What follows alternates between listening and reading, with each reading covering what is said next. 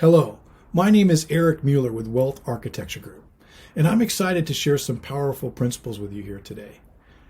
My passion is helping and educating individuals, entrepreneurs, and their families on how to unlock the secrets of the wealthy. My mission is to impact multiple generations and raise awareness to build a stronger, more predictable, more reliable financial future and leave a powerful legacy. Wealth Architecture Group is the culmination of 25 years of my experiences, integrating different solutions into 4 core platforms: business solutions and banking, insurance and financial, real estate and investments, and asset protection.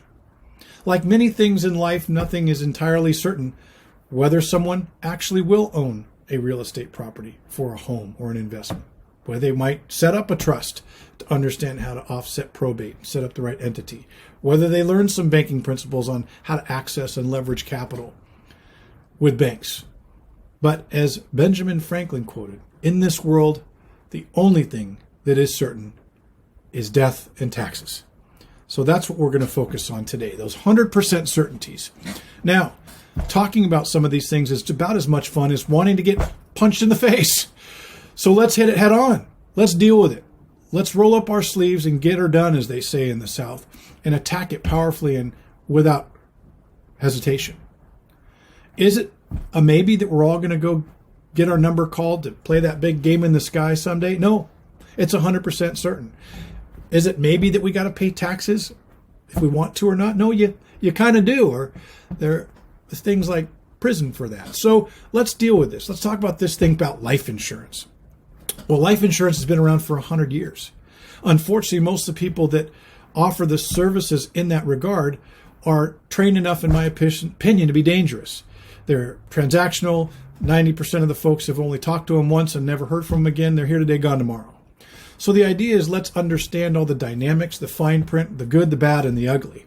Well, like a lot of things in life, it's evolved very powerfully over the years. So to put a complete solution together and tackle this thing head on, let's look at the worst case scenario and the best case scenario and put them all together.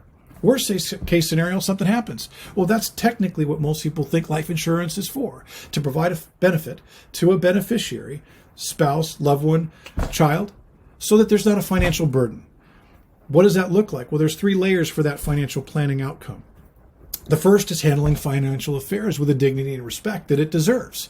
That's the first layer of a financial plan within a life insurance policy. Well, the second objective is debt elimination. You want to analyze the different debts that are involved, an outstanding mortgage, other bills, and really tackle those based on what one can handle in a budget. And then finally is an income replacement solution. Most families today are 2-income families, and if one of the incomes, unfortunately, were to cease to exist, we want to project some financial resources to replace that income so that we can create this total solution around an untimely passing, so that, again, all these things are handled properly. Now, let's fast forward a little bit. Let's say the best case scenario. 3 factors there: good luck, some good family genes, and the good Lord. Someone lives to be as old as Bob Hope or maybe Betty White in January, hopefully. 100 years old. Well, then what? Well, then let's talk about some living benefits. Life insurance has evolved, folks. Has a lot of living benefits to it. For example, one of the things we know for certain, we just talked about, is taxes.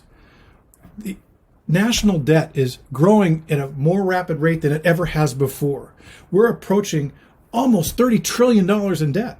So when we look to the future in the next 5, 10, 15, 20 years, we don't know what the tax basis will be, but us financial professionals know, if we were going to be betting on it, that they're going to be a lot higher, because raising taxes is the number one way to try and recuperate this national debt. So how do we offset some of that? Well, some of the things we want to look for, because the 2 things that erode wealth over time are risk and taxes. So in these living benefits, within an insurance contract, these long-term benefits can be living benefits. There's 3 things: critical, chronic, and terminal illness, where you're able to actually access that capital with an insurance policy to offset some of the cost of some of those activities surrounding those events that are unforeseen. Long-term care facilities can be extremely expensive, and not having to dive into your retirement accounts and other areas to deplete your assets and have that solution covered within the insurance contract to have a multiple faceted benefit is very, very attractive.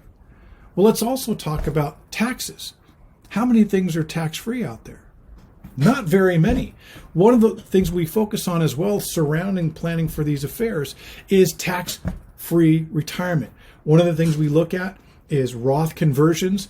Are we able to reposition assets into Roth-based assets so we can minimize taxes on the short term to create tax-free outcomes on the long term, again, when the tax bases are very likely to be higher? How do we also position some of our monies into even insurance contracts where we can take distributions from that on a tax-free basis? Anyway, if your head's starting to spin, let me slow down and keep it simple. Let's have a conversation. Let's talk about these things. Let's design these solutions. Let's make sure that our affairs are handled.